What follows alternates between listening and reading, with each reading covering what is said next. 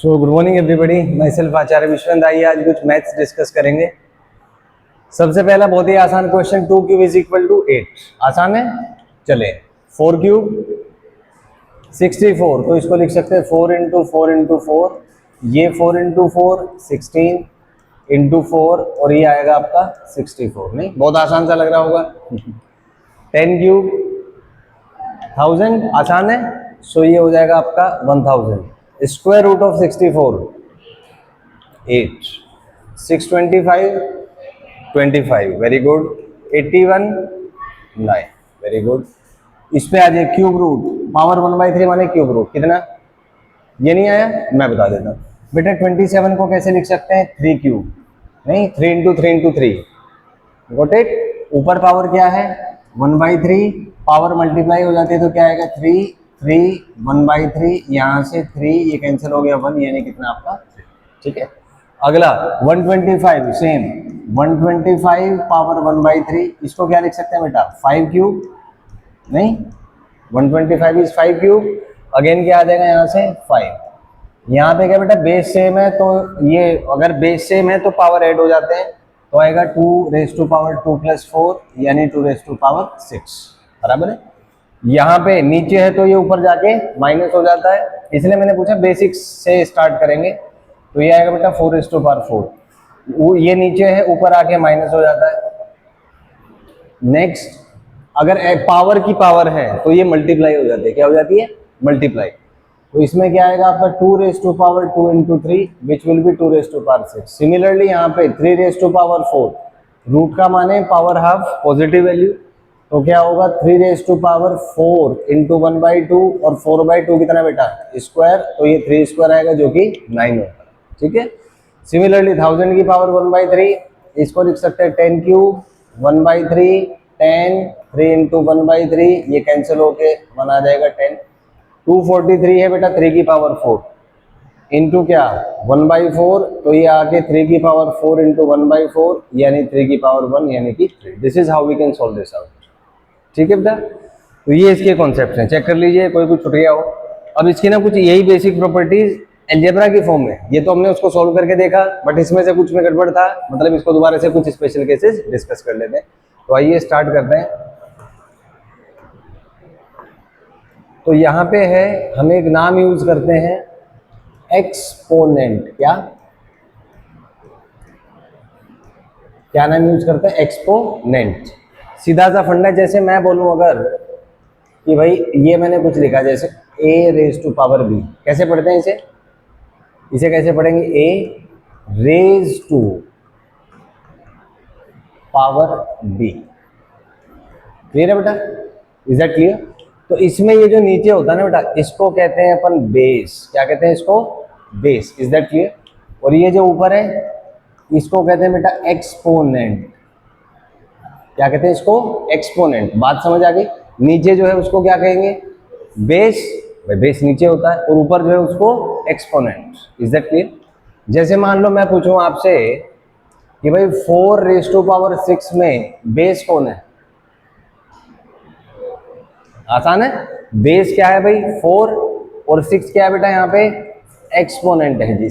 6 क्या है यहाँ पे एक्सपोनेंट। Is that clear. ये तो पहले इसकी पहचान होगी। अब इसके कुछ रूल्स है। जैसे मान लो मैं कहूं 0 रेज टू पावर b, जहां पे b 0 नहीं होना चाहिए, तो 0 की कोई भी पावर हो बेटा, ये हमेशा ही 0 के इक्वल होगा। किसके इक्वल, 0 के। क्या 0 रेज टू पावर b हमेशा किसके इक्वल होगा, 0 के, बशर्ते जो इसका ऊपर है जो एक्सपोनेंट है वो 0 नहीं होना चाहिए। क्या नहीं होना चाहिए, 0। ये बात ध्यान रहेगी। 0 को कितनी बार मल्टीप्लाई कर दो, आंसर क्या आएगा 0। 2 बार करो 0, 50 बार करो 0। और खास बात है, 0 को किसी भी नंबर से मल्टीप्लाई कर दो, उसको क्या कर देता है 0। गजब की बात है ना। किसी से भी 2 करोड़ से मल्टीप्लाई करो 0 को, क्या आएगा 50 करोड़। Got it. 0 बड़े खतरनाक भस्मासुर है बिल्कुल, जिसके ऊपर ये जो है मिल जाता है उसको भस्म कर देता है, 0 बना देता है अपने जैसा। इज दैट क्लियर, पक्का। अच्छा, नेक्स्ट यहाँ पे क्या है बेटा कि अगर ऐसा कुछ हो कि भाई a raise to power 0, base कोई भी आप ले लीजिए एक्सेप्ट फॉर 0, लेकिन उसका एक्सपोनेंट 0 कर दो। क्या कर दो, एक्सपोनेंट 0। तो ये 1 के इक्वल होता है। किसके इक्वल? 1। स्टैंडर्ड कन्वेंशन है। ए बस जीरो नहीं होना चाहिए। क्या नहीं होना चाहिए? जीरो नहीं होना चाहिए। इज दैट क्लियर बच्चों? तो जीरो की कोई भी पावर ले लो, नॉन जीरो, क्या आएगा आंसर? जीरो। ये तो सिंपल है, हमें समझ आता है। ये थोड़ा सा एडवांस्ड है, तो ध्यान रखो कि किसी की भी पावर जो जीरो है वो 1 के इक्वल होता है। किसके इक्वल? 1। ये स्टैंडर्ड एक वो है, मैथमेटिक्स में इसको स्टैंडर्ड फैक्ट यूज करते हैं। इज दैट क्लियर बच्चों? पक्का? पांचवी चीज क्या है कि अगर आ जाए zero raise to power zero, क्या आ जाए? क्या आ जाए? Zero raise to power zero, तो इसमें समस्या वाली बात है। समस्या क्या है? ऊपर के हिसाब से 1 होना चाहिए, एक्सपोनेंट के जीरो के हिसाब से, और बेस के जीरो के हिसाब से जीरो। कॉन्फ्लिक्ट हो गया कि नहीं? So this is not defined. क्या चीज? क्या चीज? Not defined. क्यों डिफाइंड नहीं है? क्योंकि बेस के हिसाब से देखें तो 1 आना चाहिए, सॉरी जीरो आना चाहिए, और एक्सपोनेंट के हिसाब से देखें 1 आना चाहिए। भाई एक ही चीज के दो वैल्यू तो नहीं हो सकते ना। इज दैट क्लियर बच्चों? तो ये डिफाइंड नहीं होता। इज दैट क्लियर बच्चों? पक्का? फिर से एक बार रिपीट मारेंगे। एक्सपोनेंट का फंडा समझ आ रहा है? क्या होगा exponent? A raise to power B form का। जो नीचे है उसको क्या बोलते हैं? बेस। जो ऊपर है उसको क्या कहते हैं? एक्सपोनेंट। पहली बात समझ आ गई। दूसरी चीज, जैसे 4 रेज टू पावर 6 है, बेस कितना बेटा? एक्सपोनेंट। ठीक है। तीसरी बात, 0 raise to power B, B zero नहीं है तो किसके इक्वल होगा? जीरो। नेक्स्ट बात, ए रेज टू पावर 0 1। ये फंडा क्लियर है? पक्का? और उसके बाद 0 raise to power 0 not defined. Is that clear बच्चों? अब इसकी ना कुछ प्रॉपर्टीज हैं। जैसे आपसे कहे कि भाई A raise to power B multiplied by A raise to power सी, क्या बोले? A raise to power B multiplied by A raise to power सी।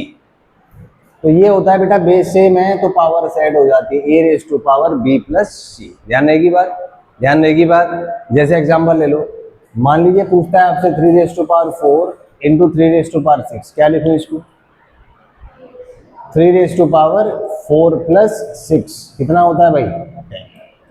आसान है। एक और एग्जांपल ले लो, मान लो मैं कहूँ 10 raise to power 5 10 raise to power 2, क्या आएगा? बोलो यार। 10 रेज टू पावर 5 प्लस 2 कितना बेटा? 10 रेज टू पावर 7। एक और एग्जांपल ले लो, 6 raise to power 4 6 raise to power 9, क्या आएगा? 6 रेज टू पावर 4 प्लस 9 यानी कि 6 raise to power 13। Is that clear बेटा? अगली प्रॉपर्टी है इसमें, जब ऐसा हो a raise to power b upon a raise to power सी, क्या?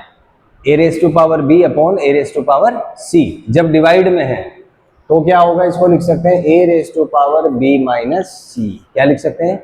A raise to power b minus c. अच्छा, यहाँ पे मेरी अजम्पशन है कि ए बी सी सारे पॉजिटिव हैं। कैसे हैं? सारे पॉजिटिव। बराबर है? बराबर है। Is that clear? एग्जाम्पल ले लो, मान लो मैं कहूँ 4 raise to power 6 upon 4 raise to power 2, बोलो कितना होगा? 4 रेज टू पावर 6 माइनस 2 कितना भाई? 4 रेज टू पावर 4। अगला मैं पूछूं आपसे 7 raise to power 6 7 raise to power 2 कितना होगा? 7 रेज टू पावर बोलो 6 माइनस 2 कितना भाई? 7 रेज टू पावर 4। मैं बोलूँ आपसे 10 की पावर 4 अपॉन 10 की पावर 2 कितना बेटा? 10 की पावर 4 माइनस 2 10 स्क्वायर कितना होता है जी? 100। इज दैट क्लियर बेटा? आसान है? ठीक है। अगला है ये वाला, अगर आपसे पूछे 1 upon a raise to power b तो इसको लिखते हैं a raise to power minus b. क्या? A raise to power minus b. Is that clear? Example ले लो, मैं पूछूं आपसे 1 अपॉन 4 की पावर 3, बोलो इसको क्या लिखूं? 4 की पावर माइनस 3। मैं कहूँ आपसे 1 अपॉन 6 की पावर 8, बोलो भाई क्या लिखूं? 6 की पावर माइनस 8। मैं लिखूं आपसे 1 अपॉन 10 की पावर 4, क्या लिखूं भाई? 10 की power minus 4। Is that clear बच्चों? एक प्रॉपर्टी, जैसे मैं लिखूं a raise to power b और whole raise to power c, a raise to power b और whole raise to power c multiply हो जाएंगे तो क्या आएगा? A raise to power b c. बराबर है? एग्जाम्पल ले लो, मैं पूछूं 2 raise to power 4 raise to power 2, क्या लिखूं? 2 रेज टू पावर 4 इंटू 2 माने कि 2 रेज टू पावर 8। मैं लिखूं मान लो 3 raise to power 6 power half, क्या लिखूं? 3, अच्छा ये दिखाई नहीं दे रहा क्या? 3 raise to power 6 into half कितना? 3 का क्यूब। मैं लिखूं यहाँ पे 10⁴ रेस टू पावर मान लो 1/4, क्या आएगा? मल्टीप्लाई कर दो दोनों को, कितना? 10⁴ इंटू 1/4 कितना? 4 इंटू 1/4 कितना? 1। तो क्या आ जाएगा आपका? 10। बराबर है। तो ये कुछ बेसिक प्रॉपर्टीज है रिलेटेड टू एक्सपोनेंट। फिर से एक बार रिपीट मारेंगे। तो बेटा एक्सपोनेंट क्या होता है? a⁴ फॉर्म का एक्सप्रेशन, जहां पे a को क्या कहते हैं अपन? बेस, b को एक्सपोनेंट। एग्जांपल है 4⁶ बेस क्या होगा? 4, एक्सपोनेंट क्या होगा? 6। बराबर बात है। अगला है भाई इसकी प्रॉपर्टी 0⁵b 0 होता है। जीरो की कोई भी पावर ले लो वो 0 होगा, एक्सेप्ट फॉर 0। 0 नहीं होना चाहिए क्योंकि इट इज नॉट डिफाइंड। अगली बात, किसी भी बेस की पावर 0 को 1 माना गया। कितना? 1, बशर्ते वो 0 ना हो। इज दैट क्लियर बच्चों? पक्का? अगली बात 0⁵0 नॉट डिफाइंड, 0⁵0 नॉट डिफाइंड। अगला बेस सेम है, a⁵b इंटू a⁴c, कितना? प्लस कर देंगे। नीचे होता डिवाइड कर दो, उल्टा होता पावर माइनस। ठीक है। उसके बाद क्या है? हाँ, पावर की पावर हो, मतलब a⁵b⁴c, तो जो पावर्स है वो मल्टीप्लाई हो जाती है। इज दैट क्लियर बच्चों? पक्का? नोट कर लीजिए एक बार इसको, प्रॉपर्टी सारी। So good morning everybody, myself Acharya Vishwendra. आज ग्राफ्स पे आपसे बात करूंगा। कोऑर्डिनेट ज्योमेट्री का छोटा सा एक पार्ट है। तो मान लीजिए हमने एक्स एक्सिस बनाई, वाई एक्सिस बनाई, इस पे कोऑर्डिनेट्स पुट कर लिए। अब इसमें ना अपने को पॉइंट्स प्लॉट करने हैं। तो बताइए 2,0 कैसे बनाऊंगा? बोलो। ये हो जाएगा शायद। इसको मैं क्या लिख दूंगा भाई? 2,0। आसान है। अच्छा अब ये बताओ 0,2 कैसे बनाऊंगा? ये रहा, एक्स कोऑर्डिनेट 0, वाई कोऑर्डिनेट 2। आसान है।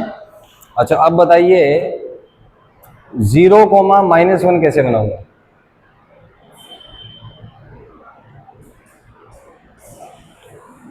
सोचो, एक्स कोऑर्डिनेट 0 है, वाई कोऑर्डिनेट है -1, तो ये कहां पे लाई करेगा पॉइंट? एक्स एक्सिस पे कि वाई एक्सिस पे? वाई एक्सिस पे। तो शायद ये कुछ होगा नहीं। आसान है।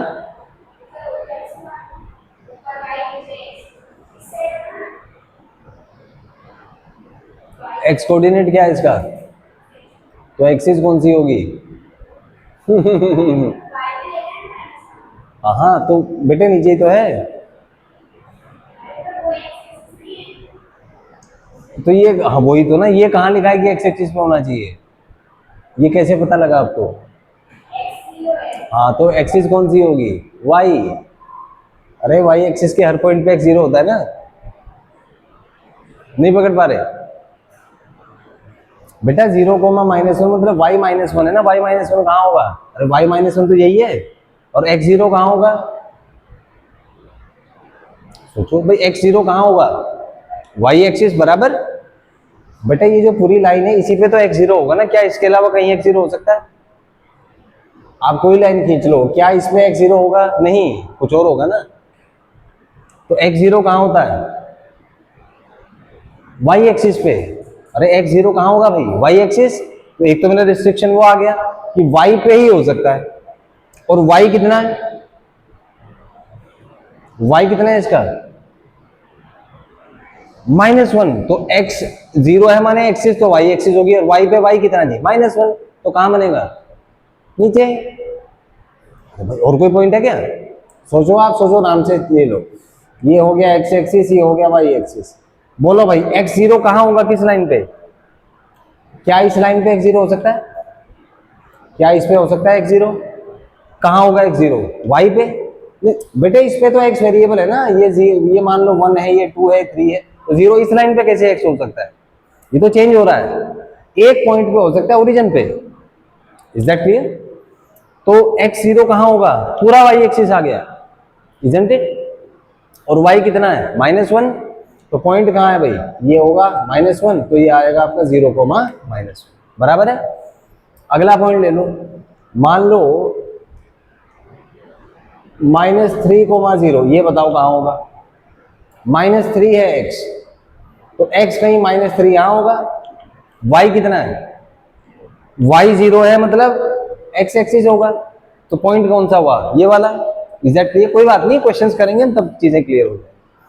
तो ये आएगा बेटा -3,0। अच्छा ये बताओ 0,-3 कहाँ होगा? आप ना शायद इधर ही आ जाओ, यहाँ से वो ठीक बनेगा, क्योंकि ये अड़ रहा होगा ना बीच में। इधर आ जाओ।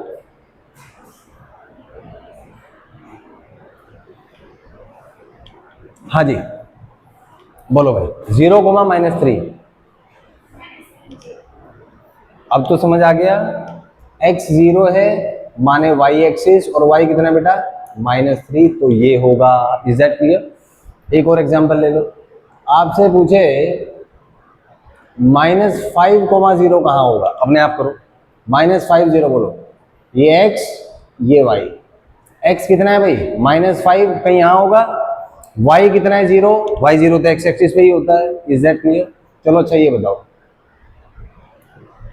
2,3, सिंपल कर देता हूँ। 2,3 बोलो कहाँ होगा? ये x ये y, ये मान लो 1 2 1 2 3, तो x2 है, x2 पकड़ लो। x2 इस पॉइंट पे है कि नहीं? यहां से चलना शुरू करो y के पैरेलल। किसके पैरेलल? y के। इज दैट क्लियर बच्चों? y कितना है 3, y3 पकड़ लो, कहीं यहाँ होगा। y से आप चलो x के पैरेलल। फंडा समझ आ गया? x कोऑर्डिनेट पकड़ लो, उससे चलो y के पैरेलल।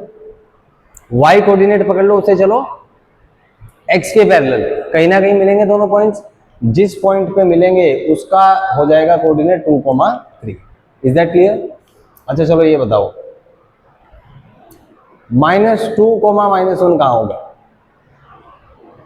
सोचो भाई। ये x एक्सिस, ये y एक्सिस। x कितना है भाई -2, तो x में तो इधर होगा, और y कितना है -1, y में कहीं यहाँ होगा।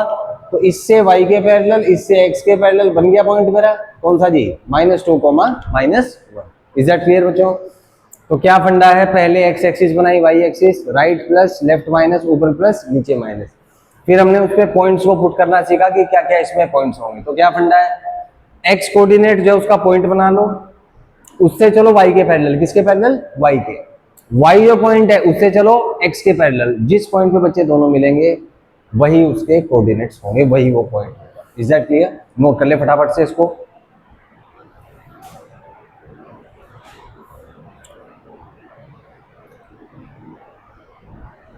ये बस प्लॉट कर लो आप ना, ग्राफ बना के अपने हिसाब से। एक बार अपने हिसाब से कर लो, इसको मत देखो, केवल क्वेश्चन देख के अपने हिसाब से प्लॉट कर लो। कुछ डाउट आएगा फिर अपन डिस्कस करेंगे। अपने हिसाब से देख लीजिए।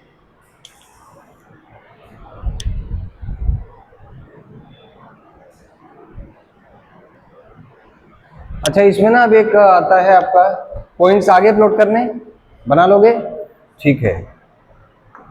इसमें एक फंडा आता है आपका ना डिस्टेंस फॉर्मूला। जैसे मान लीजिए ये x एक्सिस हो गया, ये y एक्सिस है, यहाँ पे एक पॉइंट है A, एक पॉइंट है B। A के कोऑर्डिनेट्स मान लो x1 y1, B के कोऑर्डिनेट्स मान लो x2 y2। दोनों को ज्वाइन कर दो, बीच का डिस्टेंस है मान लो d। तो कैसे निकालते हैं d? बोले हैं? नहीं पता डिस्टेंस फॉर्मूला? अब पढ़ लो। d निकालने का फंडा होता है बेटे √x2 minus x1 whole square plus y2 minus y1 whole square. Is that clear? इसको कहते हैं हम डिस्टेंस फॉर्मूला। क्या कहते हैं? क्या कहते हैं? Distance formula. बड़ा सिंपल सा ट्रिक है, पाइथागोरस थ्योरम से आता है। कैसे? जैसे मान लो ये पॉइंट A है और ये B है, तो इसका x कोऑर्डिनेट अगर x1 है तो मैं क्या कह सकता हूँ, यहाँ से डिस्टेंस x1 होगा। ये बात समझ आती है? x कोऑर्डिनेट मतलब y एक्सिस है डिस्टेंस एक तरीके से। y कोऑर्डिनेट y1 है तो क्या मैं कह सकता हूँ भाई ये वाला डिस्टेंस y1 होगा। Is that clear? B का x कोऑर्डिनेट x2 है, माने यहाँ से यहाँ का डिस्टेंस कितना होगा भाई x2, बराबर है। y कोऑर्डिनेट y2 है तो भाई ये डिस्टेंस कितना होगा आपका y2। नहीं, ये कुछ ऐसे ही होगा। अब क्या किया मैंने, A से B को ज्वाइन किया और यहाँ से बेटा एक परपेंडिकुलर डाल दिया। क्या डाल दिया? परपेंडिकुलर। और A से B के बीच का जो डिस्टेंस है वो D है। कितना डिस्टेंस है? D। तो ये अपने पास शायद राइट एंगल ट्राइंगल आ जाएगा। अरे बोलो भाई, जिसमें ये कितना होगा आपका? बोलो D। ये साइड कितना आएगा? बोलो भाई, ये वाला x1 है, ये वाला x2 है, तो ये वाला कितना होगा? अरे यहां से यहां तक x2 है भाई, ये x1 है, तो बीच का कितना? अरे यार ये यहाँ से यहाँ तक x2 है भाई, ये x1 है, तो ये कितना होगा x2 माइनस x1, तो ये डिस्टेंस हो गया आपका x2 माइनस x1। सिमिलरली ये यहाँ से यहाँ तक है y2, यहाँ से यहाँ तक है y1, तो ये बीच का कितना होगा y2 minus y1, y2 minus y1। Pythagoras theorem पढ़ा है, राइट एंगल ट्रायंगल में H square is equal to P square plus B square, तो क्या आएगा यहाँ पे हाइपोटेन्यूज कितना है d, तो क्या आ जाएगा भाई D square is equal to क्या x2 minus x1 whole square plus क्या भाई y2 minus y1 whole square. नहीं तो d कैसे निकालेंगे, रूट अंडर कितना बोलो भाई x2 minus x1 whole square plus क्या y2 minus y1 whole square. Is that clear बेटा? इसी को कहते हैं क्या डिस्टेंस फॉर्मूला, क्या कहते हैं इसको डिस्टेंस फॉर्मूला। ध्यान रहेगी बात। तो अगर स्पेस में दो पॉइंट्स हैं, कोऑर्डिनेट्स हैं x1 y1, दूसरे का है x2 y2, डिस्टेंस कितना बीच में बोलिए? अरे भाई दो पॉइंट्स हैं, कोऑर्डिनेट्स हैं x1 y1, दूसरे के हैं x2 y2, तो इनके बीच का डिस्टेंस कितना? अरे ये क्या है, ये रूट अंडर क्या x2। देखो बेटे एक चीज आपको मैं बताऊं, let me to make it clear. ये मान लो कि भाई एक पॉइंट ए है, इसके कोऑर्डिनेट्स है मान लो 2,4, दूसरा पॉइंट है बेटा बी, इसके कोऑर्डिनेट है मान लो 4,6। क्या कोऑर्डिनेट्स हैं 4,6। Is that clear? आपसे पूछा है जी बताइए इनके बीच का डिस्टेंस क्या होगा, तो क्या फंडा आएगा d इज इक्वल टू कितना बोले, अप्लाई करो रूट अंडर कितना, अरे x2 माइनस x1, x2 कितना है यहाँ पे 4, x1 कितना है भाई 2, तो क्या आएगा जी 4 माइनस 2 होल स्क्वायर बराबर है। आगे चलें भाई कितना 6 माइनस 4 कितना भाई होल स्क्वायर बराबर है। बोले जी 4 माइनस 2 कितना 2, इसका होल स्क्वायर 6 माइनस 4 भी कितना भाई 2, इसका होल स्क्वायर 2 स्क्वायर कितना बेटा 4, ये भी कितना 4, कितना आ गया root 8। As simple as that. कर लोगे? तो क्या फंडा सीखा हमने यहाँ से डिस्टेंस फॉर्मूला। क्या सीखा डिस्टेंस फॉर्मूला, किसके इक्वल आया रूट अंडर क्या चीज प्लस y2 माइनस y1 का होल स्क्वायर। कर लोगे? नोट करें इसको फटाफट नोट करें।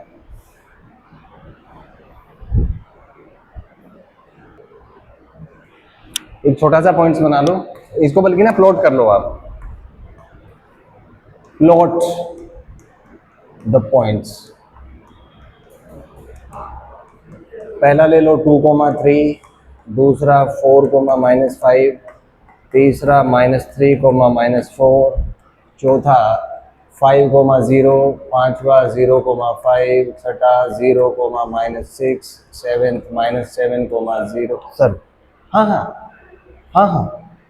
-7,0, 8th है मान लो 0,0, 9th मान लीजिए आप 2,3,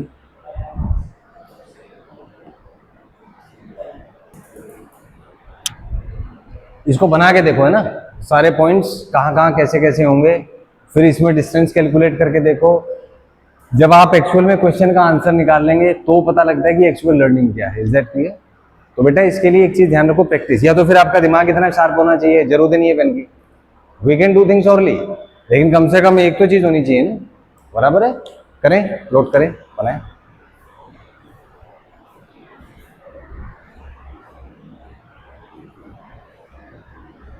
और देखें सारे क्वेश्चन आप बनाए 1 मिनट के अंदर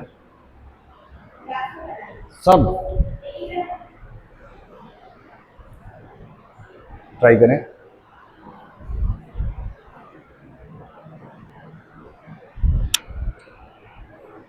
सो good morning everybody, myself Acharya Vishnu. आज कुछ कोऑर्डिनेट ज्योमेट्री पे आपसे पॉइंट डिस्कस करूंगा। जैसे आपको पॉइंट प्लॉट करने 2,3, तो suppose this is x axis, this is y axis, ये कुछ कोऑर्डिनेट्स होंगे ऐसे। तो 2,3 प्लॉट करने के लिए x इज इक्वल टू 2 से स्टार्ट करें, y इज इक्वल टू 3 से स्टार्ट करें, जहाँ पे दोनों पॉइंट्स मिलेंगे वो कोऑर्डिनेट हो जाएगा आपका 2,। नेक्स्ट इज 4,-5, तो x 4 कहीं यहाँ पे होगा, -5 कहीं यहाँ पे होगा। 4 से लाइन डालें, 5 से डालें, जिस पॉइंट पे मिलेंगे 4,-5। नेक्स्ट है -3 -4, this is your x, this is your y। ये कहीं -3 होगा, ये कहीं -4 होगा। -3 से y के पैरेलल, -4 से x के पैरेलल, जहाँ पे दोनों पॉइंट्स मिलेंगे that will be the coordinate. Next is 5 0, ये x एक्सिस, ये आपका y एक्सिस। तो x एक्सिस पे कहीं पॉइंट होगा 5 0, यहाँ बन जाएगा। Next is 0 5, this is your x axis, this is your y axis. x is 0, y is 5, सो ये आपका 0 5 होगा। देन 0 -6, ये x एक्सिस, ये y एक्सिस। x इज 0 माने y एक्सिस, y -6 होगा, तो ये -6, so this will be your point.